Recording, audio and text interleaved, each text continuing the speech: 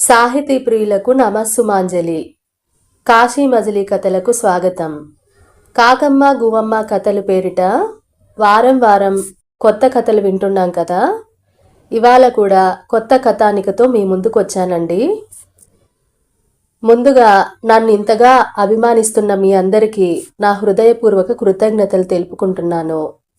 కొత్త రచయితనైనా ఇప్పుడిప్పుడే నేను రచనను ప్రారంభిస్తున్నా మీ ఆదర అభిమానాలు ఎంతగానో చూపెడుతున్నారు. మరి ఎప్పట్లాగే ఈ వారం కూడా ఒక కొత్త కథను రాశానండి. కానీ ఈ కథ కేవలం నా ఊహలోంచి పుట్టింది మాత్రమేనని, ఇందులోని పాత్రలన్నీ కల్పితాలని శ్రోతలు గమనించగలరు. మరి ఇవాళ మనం వినబోయే కథానిక ఇంటింటి కథ. వినండి, ఇంటింటి కథ. కంగ్రాట్స్ రావు గారు, మీ అమ్మాయికి పెళ్లి కుదిరిందట కదా. అదే మొన్న చూసామే, ఆ గుంటూరు వాళ్ళ సంబంధమేనా?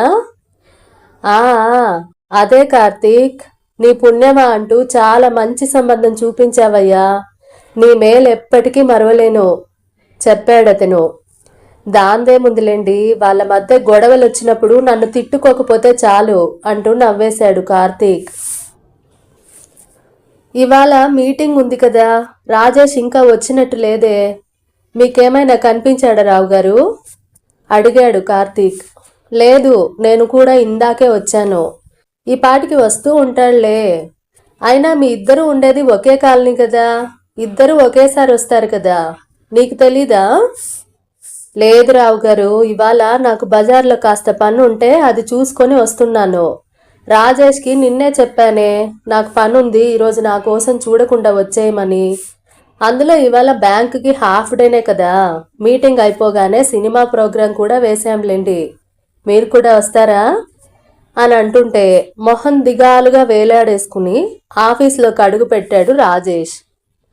రాజేష్, కార్తీక్ ఇద్దరు విజయవాడలోని కొత్తపేట బ్రాంచ్ ఆంధ్ర బ్యాంకులో ఉద్యోగులుగా పనిచేస్తున్నారు. బ్యాంకులో చేరి 6 నెలలే అయినా ఇద్దరికీ విడదీయలేని స్నేహం ఏర్పడింది. కార్తీక్కి పెళ్ళై 10 ఏళ్ళు అవుతోంది. అతని భార్య ప్రబల్లిక హౌస్ వైఫ్, 7 ఏళ్ల కూతురు మనోజ్ఞ. రాజేష్కి పెళ్ళై 4 ఏళ్లు కావస్తోంది. అతని భార్య మాలతి యూనియన్ బ్యాంకులో పనిచేస్తోంది. రాజేష్ దంపతులకి ఇంకా పిల్లలు లేరు. ఇద్దరు ఒకే కాలనీలో ఉండటం వల్ల వాళ్ళ కుటుంబాల మధ్య కూడా అంతే స్నేహం ఏర్పడింది. రాజేష్ వాళ్ళకని చూసి కార్తీక్, ఏమిట్రా ఏదో షేర్ మార్కెట్లో కోట్లు పోగొట్టుకున్న వాళ్ళ అలా ఉన్నావు అన్నాడు నవ్వుతూ.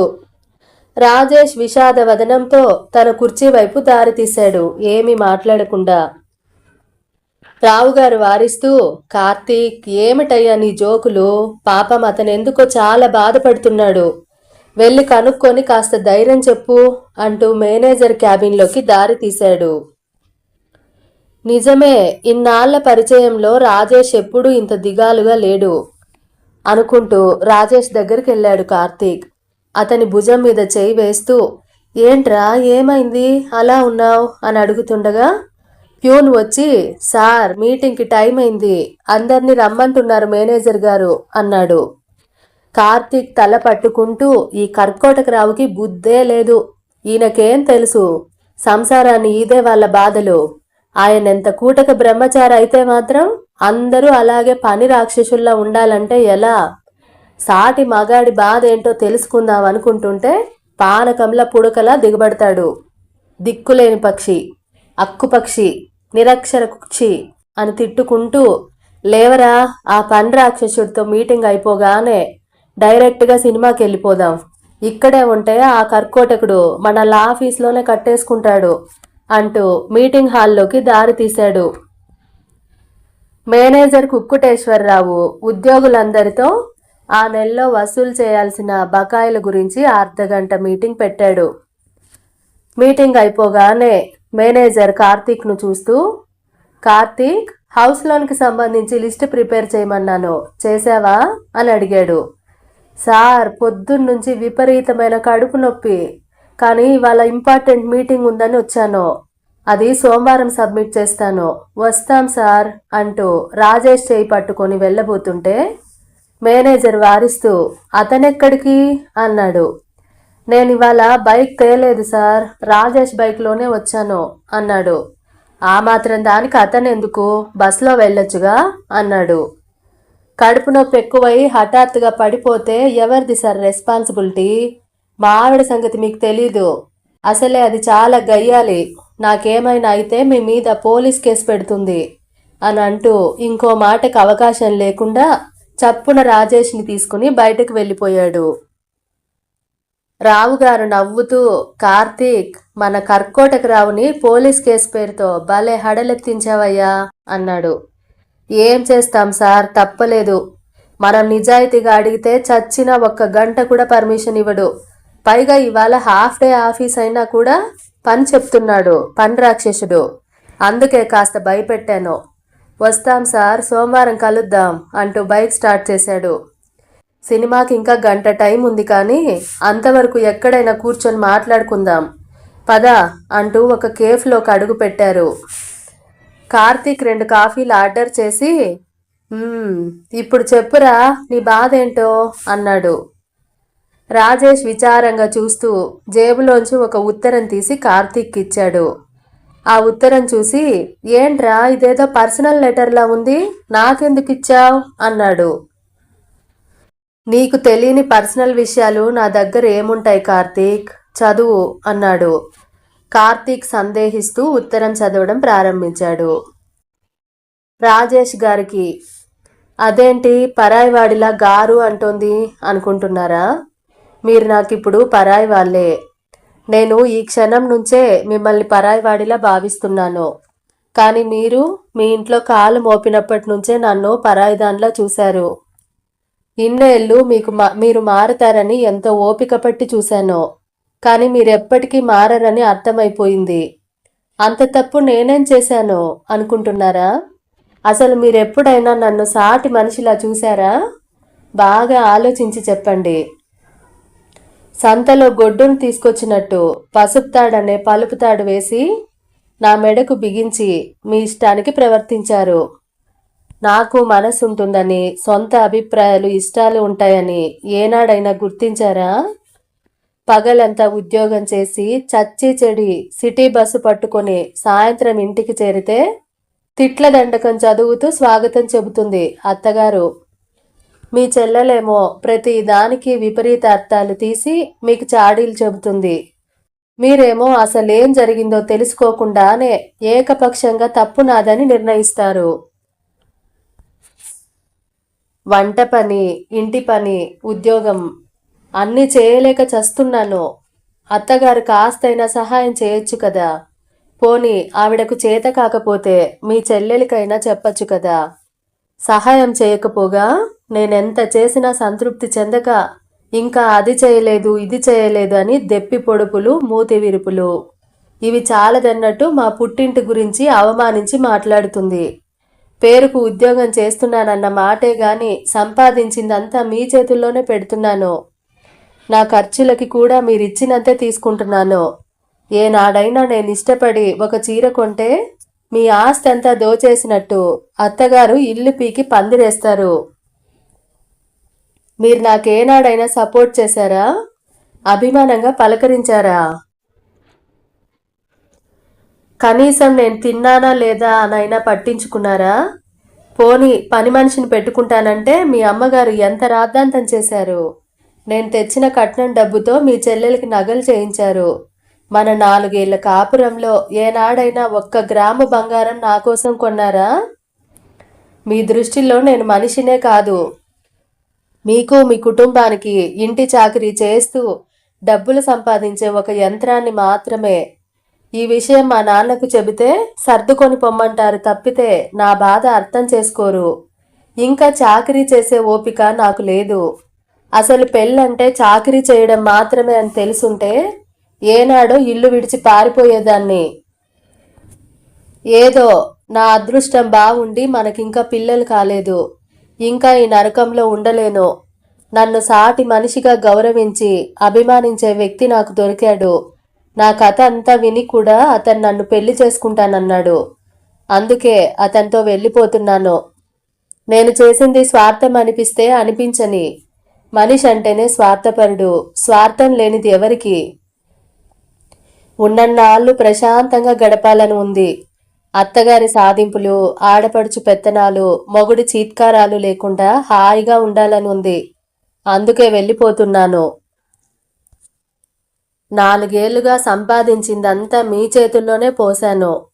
నా కట్నం డబ్బు 20 లక్షలు మీరే తీసుకున్నారు కాబట్టి ఆ డబ్బుతో మీ చెల్లెలికి చేయించిన నగలు తీసుకెళ్తున్నాను. 4 ఏళ్లు మీతో కాపురం చేసినందుకైనా మీకు నా మీద కాస్తైనా అభిమానం ఉంటే దయచేసి మీ అమ్మగారిని మా ఇంటి మీదకు యుద్ధానికి వెళ్లకుండా ఆపండి. సెలవు. ఇట్లు మాలతి. ఉత్తరం చదవడం అయిపోగానే బాధగా నిట్టూర్చాడు కార్తీక్. ఇలా జరిగిందేంట్రా? ఇంత జరుగుతుంటే నువ్వేం చేస్తున్నావు అని అడిగాడు కార్తీక్. అంతా నా స్వయం కృతాపరాధం. మాలతి ఉత్తరంలో రాసిందంతా అక్షరాల నిజం. భార్యకు సపోర్ట్ చేస్తే అమ్మ బాధపడుతుందనుకున్నాను. కానీ మాలతిని ఇంతలా బాధ పెడుతున్నానని అర్థం చేసుకోలేకపోయాను. తనకి ఇష్టాలుంటాయని తెలుసుకోలేకపోయాను. ఇన్ని రోజులు తన విలువ తెలియలేదు. ఇప్పుడు తెలుస్తోంది అంటూ తల పట్టుకున్నాడు రాజేష్. అతని దుస్థితికి జాలి పడుతూ కార్తీక్ ఎంతోసేపు ధైర్యం చెప్పి సాయంత్రానికి ఇంటికొచ్చాడు. అతనికి మనసంతా ఏదోలా ఉంది. పలు ఆలోచనలు చేస్తూ అన్యమనస్కంగా ఉండిపోయాడు. భార్య కాఫీ తెచ్చి టీపాయ్ మీద పెట్టింది కూడా గమనించలేదు. ప్రవల్లిక వంట ముగించుకొని హాల్లోకి వచ్చి చూసి ఆశ్చర్యపోతూ, అదేంటి కాఫీ తాగలేదా? ఏంటి కార్తీక్, ఏమైంది అని అడిగింది. ఆ మాటతో ఈ లోకంలోకి వచ్చిన కార్తీక్, వల్లి ఎంత పని జరిగిందో చూసావా అన్నాడు. మాలతి ఇల్లు విడిచి వెళ్ళిపోయిన దాని గురించేనా అంది ఆమె తాపీగా. అవును, నీకెలా తెలుసు అంటూ అడిగాడు ఆశ్చర్యపోతూ. ఇప్పటిదాకా రాజేష్ వాళ్ళ అమ్మగారు మన ఇంటికొచ్చి మాలతిని ఇష్టం వచ్చినట్టు తిడుతూ పాడి పాడి ఏడ్చిందిలే, అందుకే తెలుసు అంది ప్రవల్లిక. ఇంతకీ రాజేష్ ఏమంటున్నాడు అడిగిందామె. కార్తీక్ మాలతి ఉత్తరం సంగతి అంతా చెప్పి రాజేష్ ఎంత పశ్చాత్తాపడుతున్నాడో చెప్పాడు. అంతా విని విరక్తిగా నవ్వింది ప్రవల్లిక. ఆమెకు మాలతి గురించి బాగా తెలుసు. మంచి వ్యక్తిత్వం ఉన్న మనిషి. అత్తగారు తన కళ్ళ ముందే మాలతిని అవమానించటం ఎన్నోసార్లు చూసింది. ఏ మనిషికైనా ఓపిక ఒక హద్దు వరకే ఉంటుంది. అది నశించిన రోజు ఇలాంటి నిర్ణయాలే తీసుకుంటారు. 150 మంది ఆడవాళ్లు భర్త ప్రేమాభిమానాలు లభించక జీవితాన్ని నరకప్రాయంగా జీవిస్తుంటారు. ఏ కొంతమందికో ప్రేమగా చూసుకునే భర్త దొరుకుతాడు. ఆ అదృష్టం అందరికీ ఉండదు. ఇంకొంతమందికి ప్రేమ అనే ఎమోషన్తో పని లేదు. వారు సంతోషాన్ని పెద్ద పెద్ద బంగ్లాలు, కార్లు, నగలు, డబ్బులతోనే కొలుస్తారు. ఎటొచ్చి భర్త నుంచి ప్రేమాభిమానాలు ఆశించేవారు మాత్రమే అవి దొరకనప్పుడు నిరాశ నిస్పృహలతో బతుకును భారంగా గడిపేస్తుంటారు. వివాహ బంధం విజయవంతం అవటానికి ముఖ్యంగా 2 పద్ధతులుంటాయి. ఒకటి, ఇద్దరు వ్యక్తుల అభిరుచులు, అభిప్రాయాలు, ఇష్టాలు కలిసినప్పుడు పెద్దగా సమస్యలు రావు. రెండవది, ఇద్దరు వ్యక్తుల అభిప్రాయాలు, అభిరుచులు, ఇష్టాలు పూర్తి భిన్నంగా ఉన్నప్పటికీ ఒకరి అభిప్రాయానికి ఒకరు విలువనిస్తూ వారి ఇష్టాలను గౌరవించినప్పుడు కూడా ఆ పెళ్లి విజయవంతం అవుతుంది. ఇక కాపురాలు కూల్చుకోవడానికి 1,00,000 కారణాలుంటాయి. కానీ మంచివాళ్ళు అయ్యుండి ఏ వ్యసనాలు లేకపోయినా భార్యను మాత్రం పరాయిదానిలా చూసే వర్గం కూడా ఉంటారు. రాజేష్ ఈ వర్గానికే చెందుతాడు. అందుకే మాలతి తెగించి అతన్ని వదిలేసి వెళ్ళిపోయింది.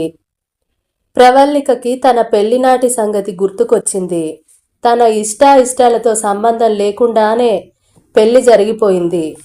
కార్తీక్ది పల్లెటూరే అయినా బాగా చదువుకుని బ్యాంక్ ఉద్యోగం చేస్తున్నాడని, పైగా అతను చాలా మంచివాడని ఊరంతా మెచ్చుకుంటారని తండ్రి చెప్పాడు.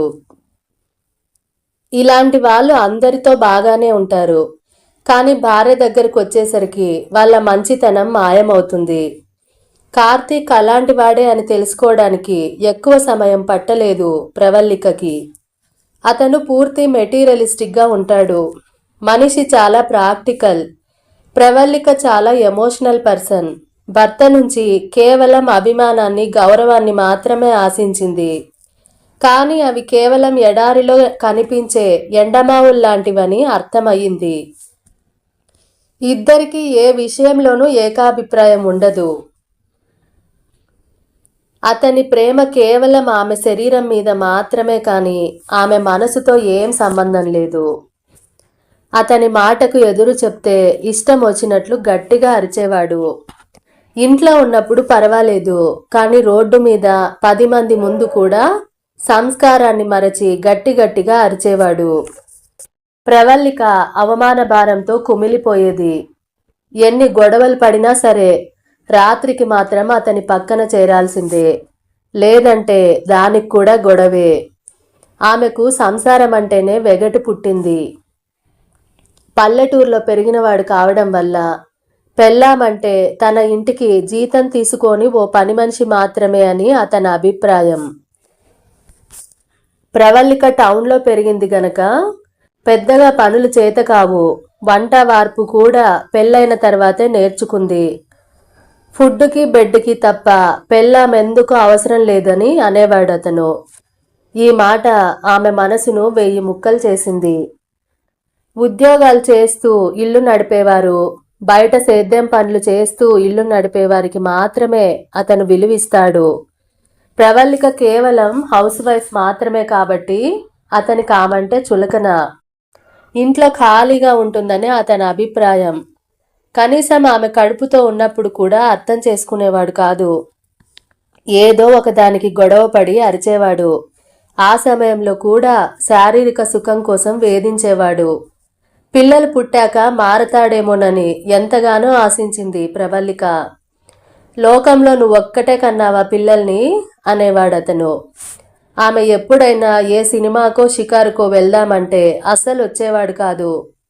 వాళ్ళ ఊళ్ళో సేద్యం పనులకు వాళ్ళ అమ్మను హాస్పిటల్కి తీసుకెళ్లడానికి వెళ్ళేవాడు, కానీ భార్యను హాస్పిటల్కి తీసుకెళ్లడానికి చాలా చిరాకు అతనికి. ట్రాఫిక్లో వచ్చే ఓపిక లేదు, నువ్వే వెళ్ళు అనేవాడు. పొరపాటున ఏనాడైనా హాస్పిటల్కి తనతో వచ్చి అక్కడికి వెళ్ళేసరికి డాక్టర్ వెళ్ళిపోతే రోడ్డు మీదే అరిచేవాడు. ఆమెకు ఆరోగ్యం బాలేనప్పుడు కూడా పట్టించుకునేవాడు కాదు. అంత స్వార్థపరుడు, అవకాశవాది. ఇలా 10 ఏళ్ల కాపురంలో లెక్కకు మించిన అనుభవాలున్నాయి ఆమెకి. గొడవ జరగకుండా రోజు మొదలయ్యేది కాదు. కూతుర్ని కూడా అలాగే చిన్న చిన్న విషయాలకి గట్టిగా అరిచేవాడు. ఆ పిల్ల చాలా భయపడేది. ఈ విషయం ప్రవల్లిక మనసుని తొలిచేసింది. ఏమిటి మనిషి, భార్య మీద అభిమానం లేకపోతే పోయింది, కనీసం కూతురి మీదైనా ప్రేమ ఉండాలి కదా, ఇలా రాక్షసుల్లా ప్రవర్తిస్తున్నాడేంటి అని ఆమె కుమిలిపోయేది. ఎప్పుడూ ఆమె లోపాలను, తప్పులను ఎత్తి చూపుతూ ఆమెను సాధించేవాడు. అతనిలాంటి వాడంటే ఆమె తల్లిదండ్రులే నమ్మేవారు కాదు. ఎందుకంటే భార్యా బిడ్డలతో తప్ప మిగిలిన అందరితోనూ ఎంతో సున్నితంగా, ప్రేమగా నడుచుకునేవాడు. తల్లిదండ్రులెప్పుడూ ప్రవల్లికనే సర్దుకొని పొమ్మనేవారు. కానీ ప్రతిరోజు గొడవలతో ప్రశాంతత లేకుండా జీవితం నరకమైపోయింది ప్రవల్లికకి. కేవలం కూతురి కోసమే అతన్ని భరిస్తోంది. కానీ ఎన్నేళ్ళని ఈ నరకం. ఆమెకు ఒక్కోసారి చచ్చిపోవాలని అనిపించేది, కానీ కూతురి కోసం మొండిగా బ్రతుకుతోంది. తను త్వరగా ముసళ్ళైపోతే బాగుండో అనుకునేది. రోడ్డు మీద వెళ్తున్నప్పుడు ఏ యాక్సిడెంట్ జరిగితేనో, లేదా తెలియకుండా అలా నిద్రలోనే చచ్చిపోతేనో చాలా బాగుంటుంది అనుకునేది. కానీ తననే నమ్ముకున్న కూతురికి అన్యాయం చేయకూడదని మనసును రాయి చేసుకుంది. ఒక మనిషి కొన్నేళ్లుగా అణచివేతకు గురవుతుంటే అది తట్టుకోవడానికి చాలా మానసిక బలం కావాలి. ఒక్కోసారి ఆ ఒత్తిడిని తట్టుకోలేకే చావాలనో, ఇంట్లో నుంచి పారిపోవాలనో ఇలా రకరకాల నిర్ణయాలు తీసుకుంటుంటారు. ప్రవల్లిక అటు చావనూ లేదు, ఇటు ఇంట్లో నుంచి పారిపోనూ లేదు. అడకత్తెరలో పోక చెక్కలా ఉంది ఆమె దుస్థితి. అందుకే ఆమె మూడో మార్గాన్ని ఎంచుకుంది. ఆమెకి మనోజ్ఞ పుట్టిన కొన్నేళ్లకి క్రమంగా ఆమెలోని సున్నితత్వం మాయమయ్యి ఒక గయ్యాలిలాగా మారింది. ఇది వరకట్లా అతను అరిచినప్పుడు ఆమె అవమాన భారంతో కుమిలిపోవట్లేదు. మాటకు మాట సమాధానం చెబుతోంది. ఆమె సైలెంట్గా ఉంటే రెచ్చిపోయి అరిచే అతను ఆమె అతనితో సమానంగా గట్టిగా అరవడం ప్రారంభించేసరికి సైలెంట్ అయ్యేవాడు. దీనివల్ల గొడవలు పెద్దవిగా మారినా అతనికి గట్టిగా సమాధానం చెప్పేది కనుక ఆమె మనసు కాస్త కుదుట పడేది. సంసారం సజావుగా సాగాలంటే ఆడది కాస్త తగ్గి ఉండాలి అనేవాడతను. మొదట్లో ఆమె అలాగే తగ్గి ఉండేది. కానీ అతను అది అలుసుగా తీసుకుని ఇంటా బయట 10 మంది ముందు ఇష్టం వచ్చినట్లు అరిచేవాడు. అది గ్రహించిన ఆమె అందుకే ఇప్పుడు ఇలా మారింది. ఇలా వాళ్ళ కాపురం దినదిన గండం నూరేళ్ల ఆయుష్ అన్నట్లు కొనసాగేది. ఈ 10 ఏళ్ల కాపురంలో ఆమె సంతోషంగా ఉన్న క్షణాలు చాలా తక్కువ.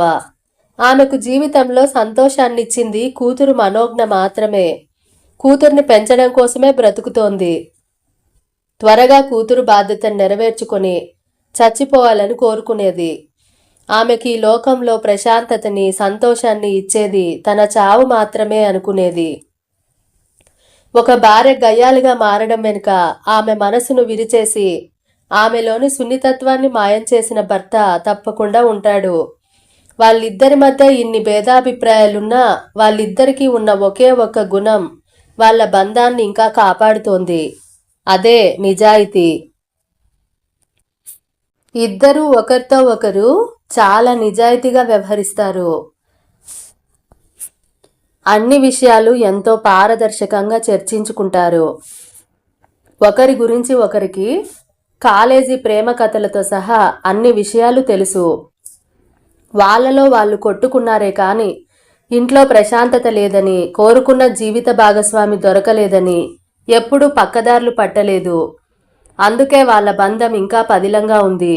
ఆ విషయంలో ఒకరి మీద ఒకరికి అపారమైన నమ్మకం ఉంది. ప్రవల్లిక అంటే అర్థం ప్రశ్న అని.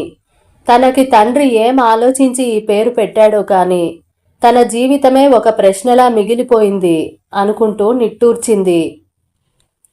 నిజానికి ప్రవల్లిక చాలా మొండిది. బహుశా ఆ మొండితనమే తనని ఇంకా బతికిస్తోంది కాబోలు అని అనుకునేది. గతమంతా అలా కళ్ళ ముందు కదలగానే ఆమెకు తెలియకుండానే కన్నీళ్లు వస్తున్నాయి. మనోజ్ఞ ఎప్పుడు వచ్చిందో గదిలోకి. అమ్మా, ఏమైందమ్మా, ఎందుకు ఏడుస్తున్నావు అంటూ కన్నీళ్లు తుడుస్తుంటే తెప్పరిల్లి చూసింది. ఏం లేదమ్మా, ఉల్లిపాయ కోసొచ్చాను ఇప్పుడే, అందుకని కళ్ళు మండి నీళ్లు కారుతున్నాయి అంతే. నువ్వెళ్ళి నాన్నని పిలుచుకురా, ఇద్దరికి భోజనం వడ్డిస్తాను అంది. పిల్లలు లేరు కాబట్టి మాలతి ధైర్యంగా తనకు నచ్చిన జీవితాన్ని ఎంచుకుంది. కానీ తనలాంటి వారు అటు విడాకులు తీసుకుంటే పిల్లలకి భవిష్యత్తు ఉండదని, చచ్చిపోతే పిల్లలు అనాథలవుతారని, ఇంట్లోంచి పారిపోతే పిల్లలు అన్యాయం అయిపోతారని, జీవితం ఎంత నరకంగా ఉన్నా అటు చావలేక ఇటు బతకలేక ఇలా జీవోత్సవంలా బతుకుతున్నారు అంటూ నిట్టూర్చింది. ఆమె ఇప్పుడు అన్ని భావాలకు అతీతంగా బ్రతుకుతోంది. దేని మీద ఆశ కానీ ఆసక్తి కానీ లేదు. సంతోషం అన్న భావన ఒకటి ఉంటుందని పూర్తిగా మర్చిపోయింది. ఒక సన్యాసినిలాగా వైరాగ్యంతో బ్రతుకుతూ తన చావు కోసమే నిరంతరం ఎదురు చూస్తోంది. భర్తను ఆఫీస్కు, కూతుర్ని స్కూలుకు పంపి మార్నింగ్ వాకింగ్ కోసం పార్కుకు వెళ్ళింది ప్రవల్లిక. ఆ పచ్చని చెట్ల మధ్య నడుస్తుంటే కాస్త ప్రశాంతంగా ఉండేదామెకి. ఆకాశాన్ని, చందమామని, పచ్చని చెట్లను చూస్తూ తన జీవితంలో లేని సంతోషం కోసం వెతకసాగేది. ఆమె అలా నడుస్తూ ఉంటే వెనక నుంచి ఎవరో పిలిచినట్లయి వెనక్కి తిరిగి చూసింది. చామన ఛాయ, మంచి ఎత్తు, ఎత్తుకు తగిన బరువుతో చూడగానే ఆకట్టుకునేలా ఉన్నాడతను. ప్రవల్లిక అని పిలుస్తూ ఆమె దగ్గరికి వస్తున్నాడతను. సాధారణంగా అందరూ ఆమెని వల్లి అనే పిలుస్తారు. ప్రవల్లిక అని పిలిచేది కేవలం ఇద్దరే. ఒకరు తన తండ్రి, ఇంకొకరు కాలేజీలో ఆమెను ప్రేమించిన వ్యక్తి. ఇక్కడ నేను తెలిసిన వాళ్ళెవరబ్బా అనుకుంటూ ఆసక్తిగా చూసింది. ప్రవల్లిక, నువ్వేనా? మై గుడ్నెస్, ఎన్నేళ్లకు కనిపించావు అంటూ సంతోషంగా అరిచాడతను. అర్జున్, నువ్వా అంటూ ఆమె కూడా చిరునవ్వు నవ్వింది. కాలేజీ అయిపోయాక నా మీద కోపంతో నీ కాంటాక్ట్ నంబర్ కూడా ఇవ్వలేదు నువ్వు. మన ఫ్రెండ్స్ అందరినీ అడిగాను, ఎవ్వరికీ తెలీదన్నారు. లక్కీగా ఇవాళ ఇలా కలిశావు అన్నాడతను. ఏం చేస్తాం బాబు, సంసారంలో పడ్డాక సముద్రంలో మునిగినట్లే ప్రతి క్షణం ఈదుతూనే ఉండాలి. ఇంకెవ్వరూ గుర్తురారు. అసలు ఆలోచించే టైం కూడా ఉండదు అంది ఆమె నవ్వుతూ. ఏంటి ఇంత వేదాంతిలా మాట్లాడుతున్నావు అడిగాడతను. నా సంగతికేంలే కానీ పద, అలా కాసేపు కూర్చొని మాట్లాడుకుందామంటూ పార్కులోని బెంచ్ వైపు దారి తీశారిద్దరు. ఇప్పుడు చెప్పు, ఎక్కడుంటున్నావు, ఏం చేస్తున్నావు, పిల్లలెంతమంది అంటూ అడిగిందామె. హలో మేడం, నిన్ను గుర్తుపట్టి కలిసింది నేను కాబట్టి ముందు నువ్వే చెప్పు అన్నాడతను. చెప్పడానికి ఏముంది, అంతా మామూలే. మా ఆయన పేరు కార్తీక్, ఆంధ్ర బ్యాంకులో పనిచేస్తాడు. మాకు ఒక పాప మనోజ్ఞ, 2nd క్లాస్ చదువుతోంది. ఇక్కడే సూపర్ మార్కెట్ పక్కన వీధిలో ఉంటున్నాం అందామె. అవునా, నేను కూడా అదే వీధిలో ఉంటున్నానే అన్నాడతను ఆశ్చర్యంగా. ఓ, అయితే మా ఇంటికి తప్పకుండా రావాలి మీ ఆవిడని తీసుకుని అందామె. ఆ మాట వింటూనే అతను గంభీరంగా ఉండిపోయాడు. ఏమైంది, ఎందుకలా అయిపోయావు అడిగిందామె. ఏం లేదు, నేను నా భార్య విడిపోయి 6 నెలలు అవుతోంది. మేమిద్దరం విడాకులు తీసుకున్నాం అన్నాడతను. ఆమె ఆశ్చర్యపోతూ, సారీ, నిన్ను బాధ పెట్టినట్టున్నాను అంది నొచ్చుకుంటూ. మరేం పర్వాలేదు, నన్ను బాధ పెట్టడం నీకు అలవాటే కదా అన్నాడతను నవ్వుతూ. అర్జున్, ఇన్నేళ్ళైనా నువ్వు ఆ విషయం ఇంకా మర్చిపోలేదా? Come on man, grow up. 35 ఏళ్ల వయసు వచ్చినా ఇంకా మెచ్యూరిటీ రాకపోతే ఎలా చెప్పు? జరిగింది మర్చిపోయి నేను నీతో మాట్లాడుతున్నాను కదా, నువ్వెందుకు మర్చిపోవు కాస్త కోపంగా అడిగిందామె. ఓకే, కూల్ కూల్, ఇంకెప్పుడు ఆ విషయం ఎత్తను, సరేనా? ఇంతకీ ఇప్పుడైనా నీ ఫోన్ నంబర్ ఇస్తావా ఆశగా అడిగాడతను. ఫోన్ నంబర్తో ఏం పని, ఇంటికే రమ్మంటున్నానుగా తెలివిగా సమాధానం చెప్పిందామె. నీకింకా నమ్మకం కుదరట్లేదా? ఇప్పుడు కూడా నిన్ను సతాయిస్తాను అనుకుంటున్నావా ఆవేశంగా అడిగాడతను. సరే సరే, నీ నంబర్ ఇవ్వు, మంచి సంబంధం చూసి నేనే ఫోన్ చేస్తాను అందామె. తల్లి, నువ్వు ఫోన్ నంబర్ ఇయ్యకపోతే పోయావు గాని నా పెళ్లి మాట మాత్రం ఎత్తకు అన్నాడతను దండం పెడుతూ. ఏంటి, మీ ఆవిడ నిన్ను అంతలా భయపెట్టిందా హుషారుగా అందామె. Pravallika, be serious. నా జీవితం నీకు నవ్వులాటగా ఉందా? Sorry sorry, I'm just kidding. ఇంతకీ నువ్వెప్పుడొచ్చావు విజయవాడ అడిగిందామె. వచ్చి 4 రోజులు అవుతోంది. ఇక్కడ మా బాబాయ్ వాళ్ళుంటారు. ఉన్న ఊళ్ళో గతం తాలూకు జ్ఞాపకాలు బాధ పెడుతుంటే ఆఫీస్కి 4 రోజులు సెలవు పెట్టి ఇలా మా బాబాయ్ వాళ్ళ ఇంటికి వచ్చాను గాలి మార్పు కోసం అన్నాడతను. వెరీ గుడ్, మంచి పని చేశావు. రేపు శుక్రవారం, చాలా మంచి రోజు. కొండ మీద దుర్గమ్మ గుడికెళ్ళి అమ్మవారి దర్శనం చేసుకో. మళ్ళీ వచ్చే ఏడుకి నీకు పెళ్ళైపోతుంది. అమ్మవారు చాలా పవర్ఫుల్. తప్పకుండా నీకు మంచి భార్య దొరుకుతుంది అందామె నవ్వుతూ. అదిగో మళ్ళీ నా పెళ్లి టాపిక్ తెస్తున్నావంటే అప్పటి కోపం మనసులో దాచుకొని ఇప్పుడు కక్ష సాధిస్తున్నావు కదా అన్నాడతను. సర్లే, నువ్వంత బాధపడిపోకు, ఇంకా టాపిక్ తేను, సరేనా? పద, మా ఇంటికి వెళ్దాం అంది. ఇద్దరూ లేచి వీధిలోకి నడిచారు.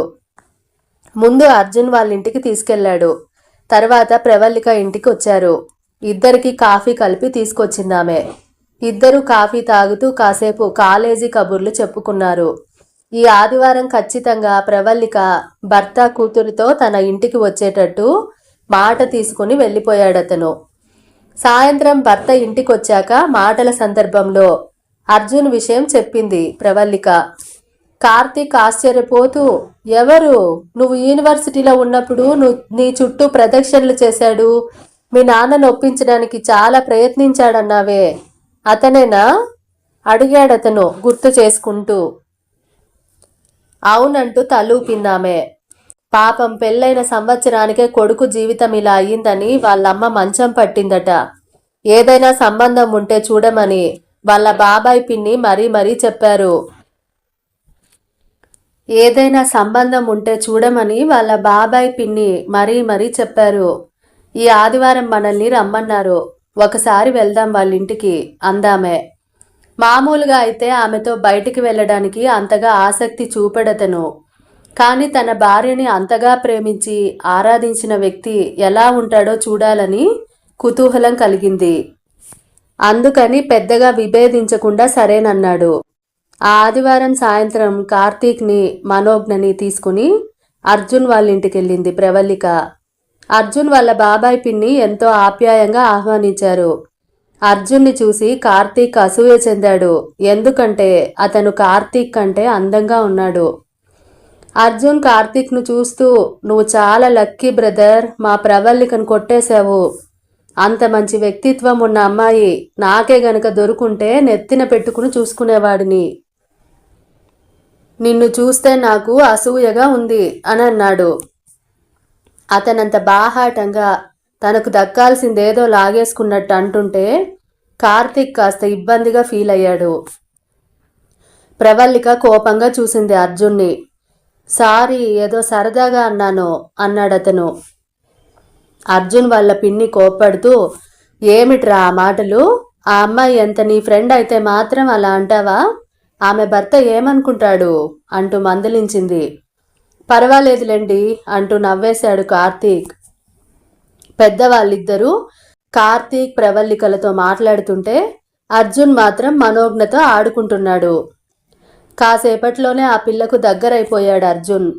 ఆ అమ్మాయి అచ్చం ప్రవల్లికలాగే ఉంటుంది. ఆ పిల్లను చూస్తూ, నువ్వు నా కడుపున పుట్టాల్సిందానివి, ఏం చేస్తాం, కాలం కలిసి రాలేదు అనుకుంటూ మనసులోనే నిట్టూర్చాడు అర్జున్. తప్పకుండా అర్జున్కి మంచి సంబంధం వెతికి పెడతానని మాటిచ్చాడు కార్తీక్. ఆ మాట విని ఆశ్చర్యపోయింది ప్రవల్లిక. మామూలుగా అయితే ఆమెకు సంబంధించిన ఏ విషయాలు అతను పట్టించుకోడు. అందుకు భిన్నంగా ప్రవర్తించేసరికి ఆశ్చర్యమేసింది. కార్తీక్ ఇంటికి వచ్చినప్పటి నుండి ఆలోచిస్తున్నాడు.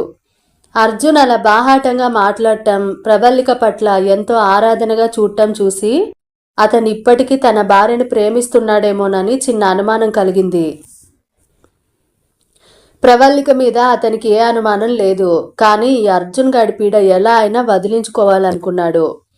అందుకే బాధ్యతగా పెళ్లి సంబంధాలు వెతకడం మొదలుపెట్టాడు. ఒకసారి సినిమా థియేటర్ దగ్గర ప్రవల్లికను చూసి పలకరించాడు అర్జున్.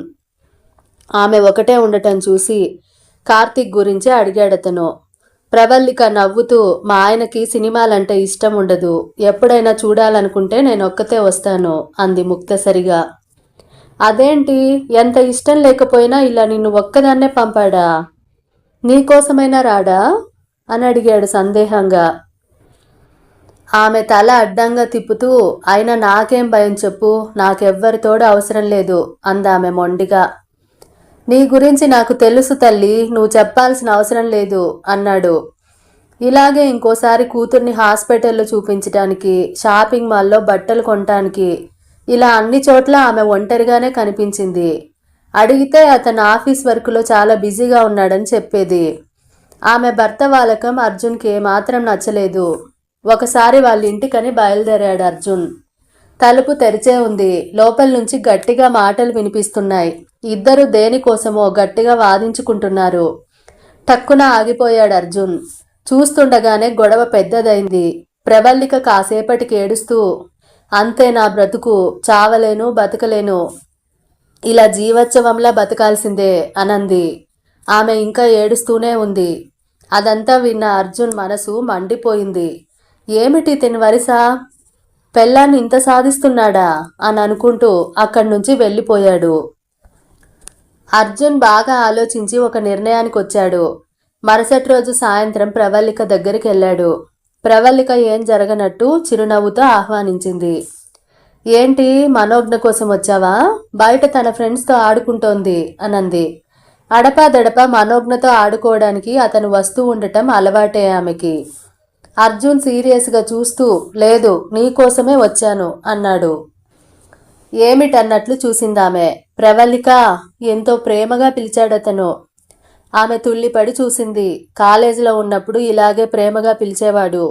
సంవత్సరం పాటు ప్రేమించమని ఆమె చుట్టూనే తిరిగాడు. చివరికి ప్రవల్లిక విసుగెత్తిపోయి ఒకరోజు సరే మా నాన్నను ఒప్పించు, మా నాన్న ఒప్పుకుంటే తప్పకుండా పెళ్లి చేసుకుంటానంది. అర్జున్ ఆనందంతో ఉబ్బి తబ్బిబ్బయ్యాడు. ఎలాగైనా మీ నాన్నను ఒప్పిస్తానంటూ ఆగమేఘాల మీద వెళ్ళాడు. ప్రవల్లికకి తండ్రి గురించి బాగా తెలుసు. వేరే కులం వాళ్ళని చస్తే ఒప్పుకోడు. అర్జున్ తనకి బ్యాచ్మేట్ మాత్రమే. ఆమె ఎంబీఏ చదువుతుంటే అతను ఎంసీఏ చదివేవాడు. ప్రవల్లిక పెద్ద అందగత్తె కాదు, కానీ చూడటానికి ఆకర్షణీయంగానే ఉండేది. దాంతోపాటు ఆమె మొండితనము, ధైర్యము, ముక్కుసూటిగా మాట్లాడే తత్వము, నిజాయితీ అన్నీ ఆమెకు ప్రత్యేకమైన అలంకారాలు. ఆమె కంటే ఆమె వ్యక్తిత్వాన్ని విపరీతంగా ఇష్టపడేవాడు అర్జున్. ఆమె తండ్రిని ఎంత బతిమాలుకున్నా వినలేదాయన. దాంతో ఆమెను వదిలిపెట్టక తప్పలేదతనికి. ఇప్పుడు మళ్ళీ రెండో అవకాశం లభించింది అతనికి. ఈ అవకాశం వదిలేయదలుచుకోలేదతను. నువ్వు ఎంత సంతోషంగా ఉన్నావో, నీ భర్త నిన్నెంత ప్రేమగా చూసుకుంటున్నాడో తెలుస్తూనే ఉంది నాకు. మా నాన్న ఏం చెప్తే అదే చేస్తానన్నావు. ఏం చేశాడు మీ నాన్న? ఇతన్ని నీకు అంటగట్టి నీ జీవితాన్ని నరకం చేశాడు. ఆ రోజే నా మాట వినుంటే ఇవాళ మనిద్దరికీ ఈ దుస్థితి వచ్చేది కాదు. ఇప్పటికీ మించిపోయింది లేదు. ఇలాంటి వాడిని భరించాల్సిన అవసరం నీకు లేదు. అతనికి విడాకులిచ్చేయి, మనం పెళ్లి చేసుకుందాం అంటూ ఆమె చేయి పట్టుకున్నాడు అర్జున్. ఆమె అతని చేయిని విదిలించి ఎర్రబడిన కళ్ళతో కోపంగా చూస్తూ అర్జున్ అని అరిచింది. నీకు పిచ్చిగాని పట్టిందా? మనం కలిసి 10 ఏళ్ళైనా నువ్వింకా అక్కడే ఆగిపోయావా? ఎందుకు ఇంకా అలాగే మాట్లాడతావు? కనీసం నాకు కూతురుందన్న సంగతైనా గుర్తుందా? అరిచిందామె. మనోజ్ఞ గురించి నువ్వు అసలు ఆలోచించకు. నాకు వేరే పిల్లలు కూడా వద్దు. మనునే నా కూతురు నమ్మకంగా అన్నాడతను. కోపం నిగ్రహించుకోలేక లాగిపెట్టి కొట్టిందామె. అర్జున్ నిర్గాంతపోయి చూస్తున్నాడు. అసలు నువ్వేమనుకుంటున్నావు నా గురించి? నాకు క్యారెక్టర్ లేదనుకుంటున్నావా? 10 ఏళ్ళు కాపురం చేసిన మొగుణ్ణి ఏవో అభిప్రాయ భేదాలున్నాయని ఎలా మోసం చేస్తాననుకున్నావు? నువ్వన్నట్లు నేను సంతోషంగా లేను.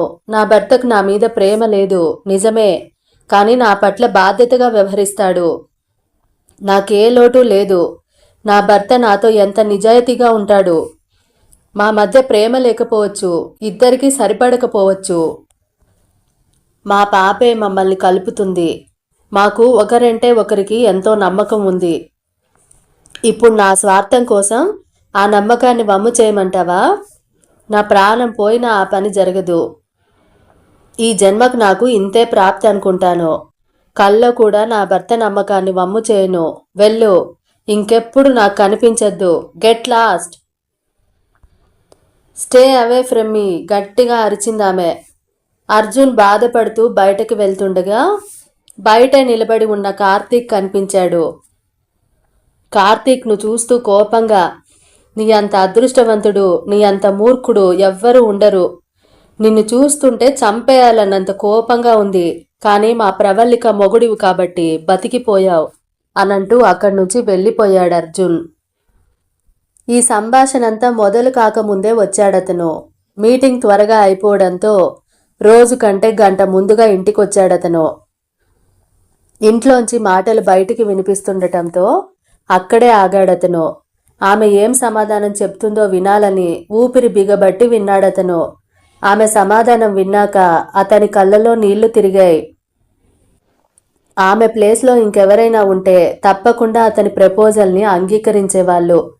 జీవితంలో కోరుకున్నది దొరకనప్పుడు రెండవ అవకాశం వస్తే ఎవ్వరూ వదులుకోరు. కానీ ప్రవల్లిక తృణప్రాయంగా వదులుకుంది. తన సంతోషాన్ని వదులుకుని ప్రవల్లిక తన భార్య అయినందుకు అతనికెంతో గర్వంగా ఉంది. కథ సమాప్తం. మీకు గనక కథ నచ్చినట్టయితే తప్పకుండా లైక్ చేయండి. మీ బంధుమిత్రులకు షేర్ చేయండి. కథ ఎలా ఉందో మీ విలువైన అభిప్రాయాలను సలహాలను తప్పకుండా కామెంట్ బాక్స్లో రాయండి. మీరు పెట్టే ఒక కామెంటు నేను మరిన్ని రచనలు చేయడానికి తోడ్పడుతుంది. తప్పకుండా నా ఛానల్ని సబ్స్క్రైబ్ చేసుకోండి. మళ్ళీ వచ్చే ఎపిసోడ్లో ఇంకో మంచి కథతో మళ్ళీ తప్పకుండా కలుసుకుంటాను. అంతవరకు సెలవు తీసుకుంటూ మీ కల్పన బండారు.